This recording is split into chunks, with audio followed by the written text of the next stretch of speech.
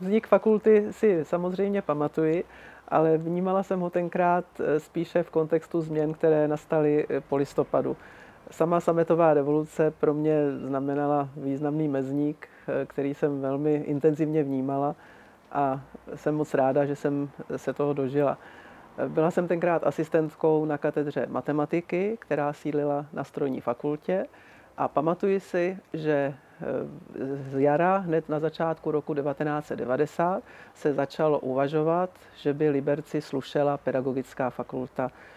Bylo to jednak proto, že tady tradice učitelského vzdělávání byla, byl tady v 50. 60. letech pedagogický institut a jednak proto, že nejbližší pedagogické fakulty byly v Praze, v Ústí nad Labem a popřípadě v Hradci a tenkrát byl konstatován začínající nedostatek učitelů.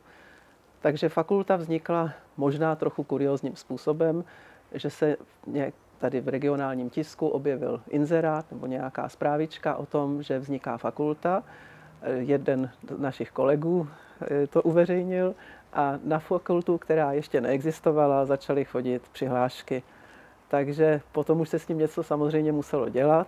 Takže Senát Vysoké školy strojní a textilní v červenci 1990 zřídil vlastně fakultu pedagogickou, která začala nabírat studenty do toho prvního akademického roku 90-91. Tenkrát těch studentů bylo velmi málo, to bylo několik desítek a nabírali se do oborů, na které jsme byli tenkrát připraveni, to znamená matematika, fyzika, jazyky, tělesná výchova. V prvním roce existence fakulty se nabírali studenti do kombinací, které byly s obory, které byly schopny zajistit katedry, které již existovaly. To znamená matematika, fyzika, tělesná výchova a také jazyky. Tenkrát byl nedostatek angličtinářů, němčinářů, protože všude na školách přebývali ruštináři a ruština již nebyla povinným jazykem. Tak jsme se zaměřili v těch prvních letech na takovou rekvalifikaci učitelů ruštiny. To byl ten začátek.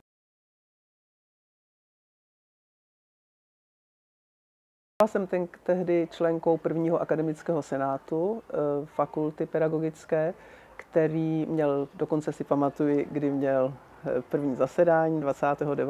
května 1991. Možná někoho překvapí, že to nebylo hned v době založení, ale ty věci se samozřejmě děly postupně. My jsme tam ještě s kolegou Mačákem přešli ze strojní fakulty, protože naše katedra matematiky sídlila tenkrát ještě na strojní fakultě a na fakultu pedagogickou byla začleněna až v roce 1991. V obou těchto senátech, jak v tom prvním strojním, tak v tom prvním pedagogickém, jsem zastávala funkci tajemnice, takže mnou vlastně procházely veškeré ty materiály, dokumenty a ještě dneska si vybavuju vůni cyklostylu, protože to bylo opravdu hektické období. Vznikala legislativa, statut fakulty, disciplinární řád, stipendijní řád a všechny ostatní dokumenty. Nebylo vlastně na co navázat. My jsme všechno vlastně dělali nově, neměli jsme kde to okoukat, kde se to naučit. Takže to bylo velmi hektické, pracovali jsme v několika skupinách, každá měla na starost nějakou oblast a scházeli jsme se poměrně často. Možná bych ráda poznamenala, že tenkrát v té době byla opravdu čest, aspoň jsem si to tak já jako považovala nebo vnímala, být v Senátu, protože člověk neznámý, já jsem tady v Liberci nebyla dlouho, byla jsem tady od roku 85, nijak jsem nevyčnívala a tím, že jsem dostala tedy důvěru od kolegů v těch volbách, tak jsem si toho opravdu vážila. Bylo to nejspíš i proto, že jsem v tom listopadovém období dala celkem jasně najevo, na které straně stojím a asi jsem se tím trochu zapsala do povědomí pro mě tehdy neznámých lidí. Že? Já jsem taky byla neznámá. Takže to bylo období, ještě bych možná bylo dobré poznamenat, že jsme měli výbornou spolupráci s prvním děkanem, panem docentem Pecinou, který Senát bral opravdu za rovnocenného partnera. Radil se s náma velmi často o svých rozhodnutích. Byla to hezká doba. Byla to příjemná atmosféra, vyplněná opravdu prací, neuvěřitelnou prací. Představte si, že vlastně to bylo všechno nové. Že jo? Senát byl nový, žádná ta pravidla, žádná ta legislativa neexistovala. Samozřejmě byla tady Vysoká škola strojní a textilní a ta měla nějakou legislativu, ale ty kompetence fakultám a senátům, to bylo všechno nové. Volba děkana například, senát. Že dneska je to přirozené, dneska volí akademický senát i rektora, akademický senát univerzity, ale tenkrát to bylo prostě všechno jinak a všechno se začínalo.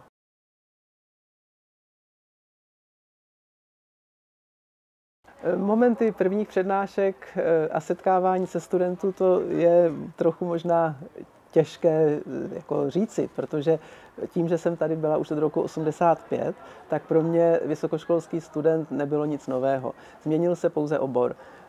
Je pravda, že jsem k tomu učitelskému vzdělávání měla trochu asi blíže a cítila jsem se s těmi studenty víc, dovedla jsem se s nimi stotožnit, protože pocházím sama z učitelské rodiny, takže jsem si dovedla představit, co je čeká. V prvních letech jsem byla pověřena spolu s dalšími 4 kolegy z katedry, abychom se věnovali didaktice matematiky. To nás pověřil vedoucí katedry. A protože ani já sama jsem neprošla pedagogickým vzděláním, já jsem studovala odbornou matematiku na matematicko-fyzikální fakultě, tak i pro mě to bylo nové a musela jsem se tedy hodně učit. Taky jsem chodila se studenty na praxe, takže jsem nakoukla do všech škol tady v regionu, poměrně, teda téměř do všech. Bylo to zajímavé období, některé z těch studentů si vybavuji dodnes, bylo jich daleko více než dneska, co se týče matematiky. A vždycky mě velmi potěší, když třeba se někde potkáme a oni si vzpomenou a hlásí se ke mně. Dneska jsou to tedy už padesátníci, někteří z nich, to hrozně rychle uteklo. No a já ale daleko větší vzpomínky, nebo daleko větší takový záběr, co se týče množství studentů, mám z toho, že jsem vykonávala vlastně 15 let tady pro děkanku, pozici pro děkanky pro studijní záležitosti.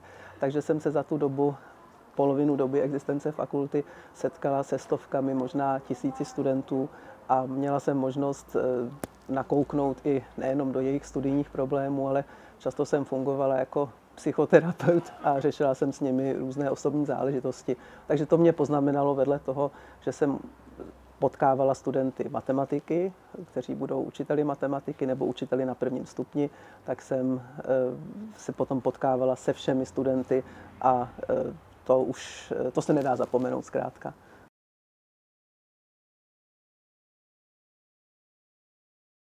Tak co bych přála fakultě do dalších let? Těch přání je mnoho. V první řadě bych jí přála kvalitní studenty a dostatek kvalitních studentů, protože trend posledních let není nejlepší. Na vysokých školách v České republice je přebytek míst a studentů je naopak zase málo, takže se to zákonitě projevuje i na kvalitě. Určitě bych si přála jako bývalý učitel matematiky, aby byl větší zájem o matematiku, fyziku a chemii, protože v těchto oborech hrozí totální nedostatek učitelů všude, v celé republice. Co bych přála studentům?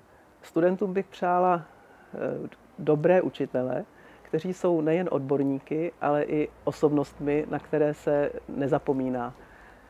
Kolegům na katedrách přeji dobré studenty samozřejmě, kteří mají poctivý přístup ke studiu, protože i to je důležité, takové ty studentské metody, jak ošulit třeba při zkoušce vyučujícího za ta léta, co jsem tady učila, skutečně doznali obrovského rozkvětu a už to zdaleka nejsou taháky nebo něco takového jednoduchého.